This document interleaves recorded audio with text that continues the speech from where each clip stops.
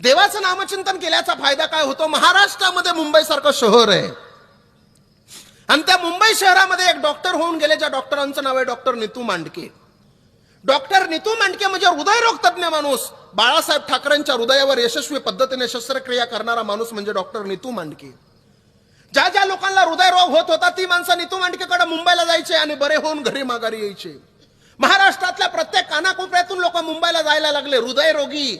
अहो, महाराष्ट्रातले नाही, आता देशातले जायला लागले. देशातले नाही तर संपूर्ण जगातले लोक, अमेरिका, जपान, जर्मनी, फ्रान्स अशा वेगवेगळ्या देशातून लोक मुंबईला यायला लागली. ज्याला हृदयरोग होता ती माणसं मांडकेकडे यायची, साहेबांकडे येऊन बरे होऊन घरी जायची.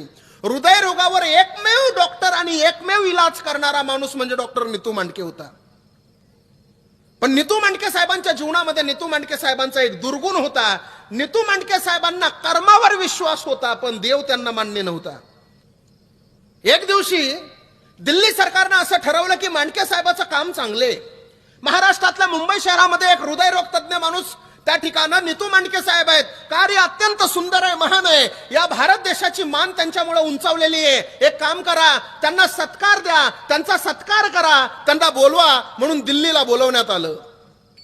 दिल्ली सरकारने एक पत्र काढलं. त्या पत्रामध्ये लिहिलं, मांडके साहेब आपलं कार्य फार महान आहे. आपल्या कार्य पाहून दिल्ली सरकारला आपला अभिमान आहे. म्हणून दिल्ली सरकारनं तुमचं सत्कार करायचं आयोजन केलेलं आहे. बरोबर सकाळी 10:30 वाजता या आणि सत्काराचा मानकरी व्हा. मांडके साहेबांना पत्र वाचलं, डोळ्यातलं पाणी गालावर आलं. अरे, एवढ्या दिवस झाला मी चांगलं कार्य करतोय, त्या कार्याची पावती माझ्या देशानं माझी दखल घेतली.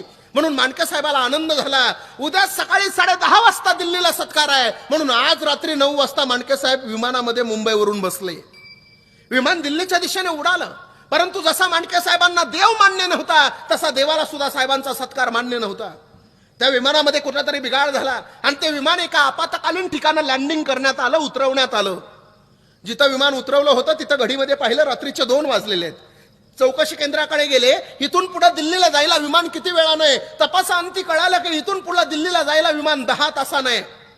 रात्रीचे 2 वाजले. मला उद्या सकाळी 10:30 पर्यंत दिल्लीला पोहोचायचं आहे. विमानाची सोय नाही, नेमकं करायचं काय? पण बुद्धिवान माणूस होता. त्या बुद्धिवान नीतू मांडके साहेबांनी एक भाड्याची गाडी बोलवली. भाड्याच्या गाडीमध्ये मांडके साहेब बसले. त्या गाडीचा वेग वाऱ्याच्या गतीने दिल्लीच्या दिशेने गाडी धाव घेऊ लागली. परंतु हा सत्कार नियतीला मान्य नव्हता, देवाला मान्य नव्हता. ढगांचा कडकडाट झाला, दुधोशा पद्धतीचा पाऊस पडू लागला. त्या पडत्या पावसामध्ये वाऱ्याच्या गतीने दिल्लीच्या दिशेने गाडी धाव घेत होती. परंतु पुढे नेमका एक अरुंद पूल आला. त्या पुलावरून मांडके साहेबांचा रस्ता चुकला. 10 किलोमीटर 20 किलोमीटर